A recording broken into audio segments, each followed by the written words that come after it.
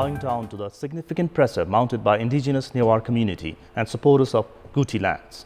Prime Minister Oli says that the government's effort in trying to introduce the bill was only to better manage the lands under Kuti Corporation.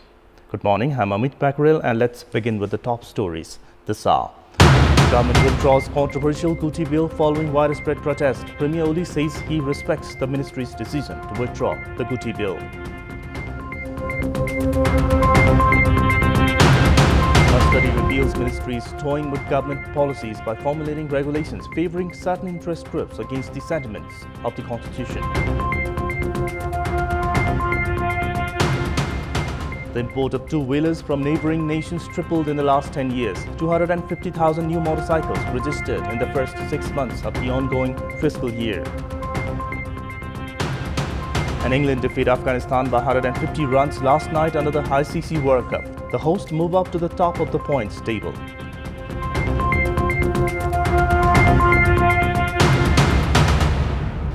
The jeep that plunged into Karnali River in Humla district has not been found yet. At least 10 people, including a 2-year-old minor, have remained unaccounted for in the accident.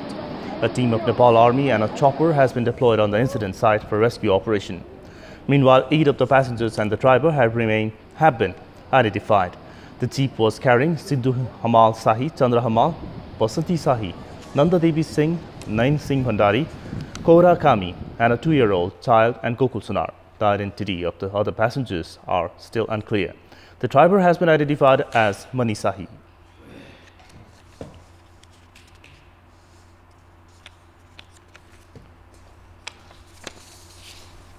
The government has called up the controversial Kuti Bill following widespread criticisms. Just prior to the Prime Minister, KP Sharma Oli held his press conference, Minister for Land Management Padma Riyal announced that the withdrawal of the Kuti Bill through an emergency press conference yesterday. Minister Riyal said that the government needed to hold more discussions with the stakeholders prior to tabling the bill.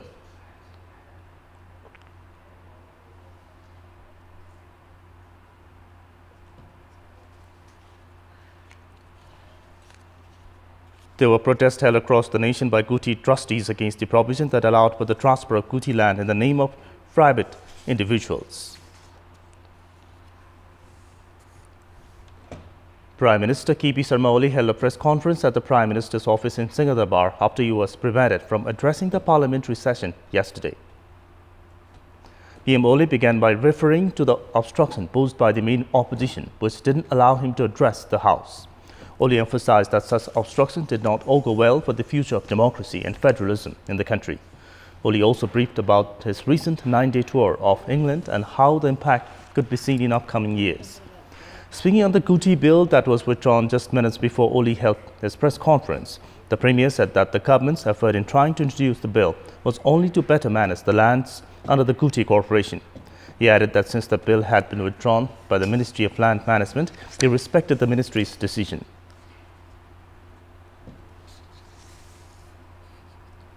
Meanwhile, earlier yesterday, Prime Minister KP Sharma Oli could not address the session of the House of Representatives due to obstructions from the main opposition, Nepali Congress.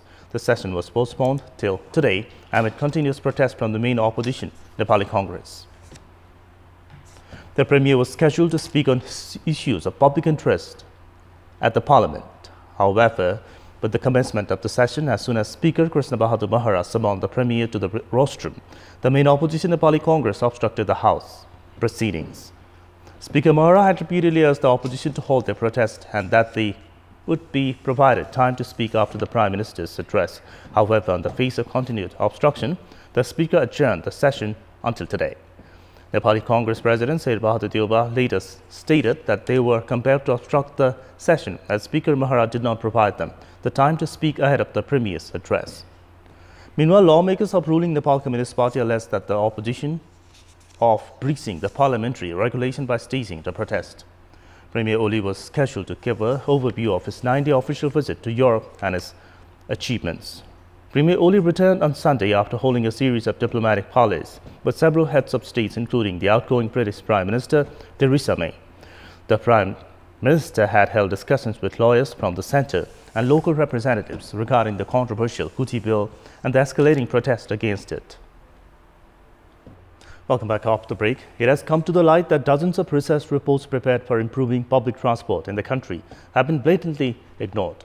Ministry and department officials and many leaders have time and again gone on foreign visits to test vehicle models that can be adapted for Nepal to improve the public transport sector.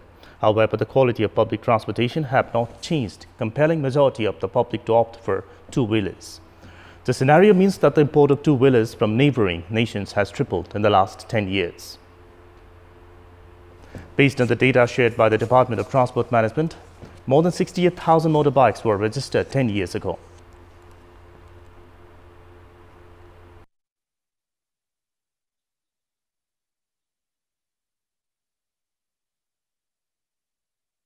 The number inflated to more than 341,000 in just 10 years' time. Likewise, according to the department, around 250,000 new motorcycles were registered in the first 6 months of the current fiscal year. Meanwhile, the number of cars and jeeps have increased from an annual 4,700 to 24,000. Despite the heavy import duties on automobiles that goes up to 240%, people have preferred two-wheelers over public transportation, indicating their lack of trust on public transportation services. In a bid to better manage public transport, the government announced of adding 300 new buses. However, the plans could not come to fruition due to suppliers' dispute. Experts are of the opinion the issue has not settled, as the departmental minister is more thrilled by the increasing revenue generated by the import duties imposed on automobiles. However, it must be understood that the poor public transportation services has not just compelled the public to opt for private vehicles, but a large amount of money is being taken by international manufacturers and sellers. Likewise, it cannot be denied the increase in number of private vehicles has increased traffic and consumption of fuel that is only piling pressure on the environment. The Public Service Commission has extended the application deadline for vacancies at the local levels until 25th of this month. The Commission held a meeting yesterday and decided to extend the application deadline, citing technical problems in the server caused by overwhelming applicants as the reason for the extension. As per the latest data shared by the Commission, 172,000 applicants had applied for the vacancy. 60,000 of the total applicants have paid the application fees, raising 30 million rupees in revenue amount. The Commission has expected more applications, but the deadline extension. The deadline otherwise would have ended yesterday. The new deadline has been set at 25th of June. However, applicants can apply by paying double the fee amount till 2nd of July. The vacancy announcement issued by the Public Service Commission had met with criticisms.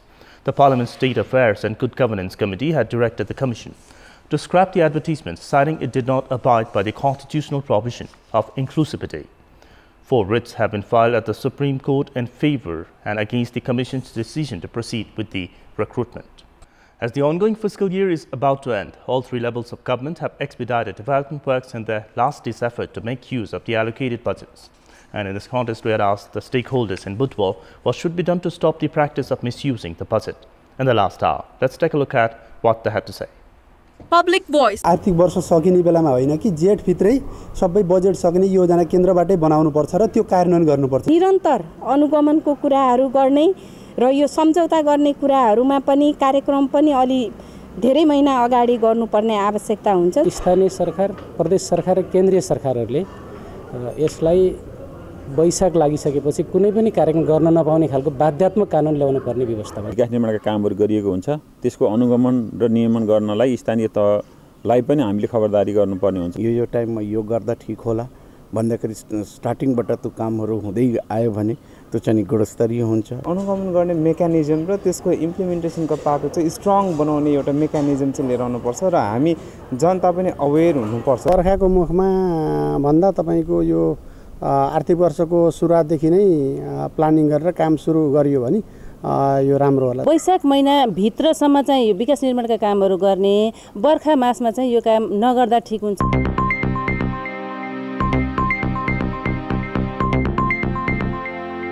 It's now time for our segment Public Pulse, where you text us with your opinion. Public Pulse. And the question is, what should be done to decrease the abnormal rise in import of two-wheelers? And options are A, total improvement in public transport, B, cycle-friendly infrastructure, and see Titan Imports. The voting is on. Type any WS, select your option A, B or C and set it to 34001 to share your opinion with us. It's time now for our special segment, Laugh Out Loud.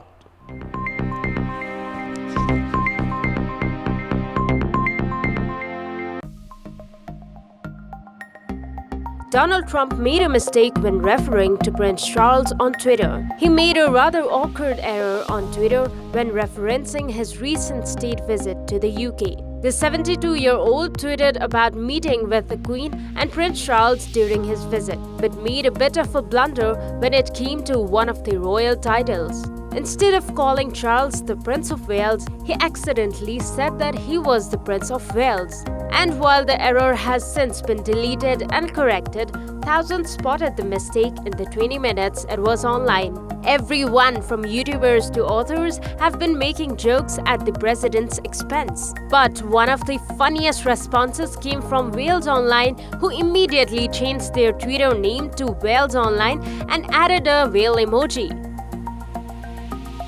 A tiny Golden Heights community surrounded by high grass and landmines gets a new name in a bid to attract more residents. Israel's Prime Minister has renamed a settlement after his favorite world leader, Donald Trump. The 30-year-old settlement in the Israel-controlled Golden Heights is currently known as Berushim and has a population of 10 people, most elderly immigrants from the former Soviet Union. It is around 12 miles from the border with Syria and surrounded by landmines and high yellow grass. Benjamin Netanyahu's cabinet has agreed in principle to rename the community Ramat Trump, which means Trump Heights in Hebrew, hoping this will encourage more Israelis to move there.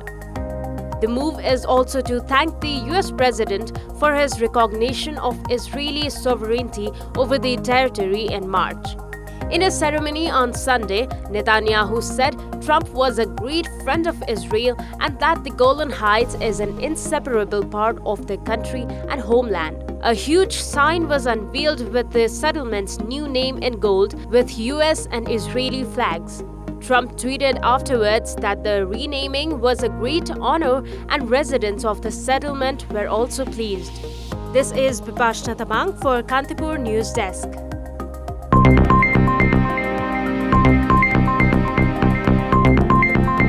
And that's all for this hour. Keep watching Kantipur Television SD for more news and entertainment. Have a good day.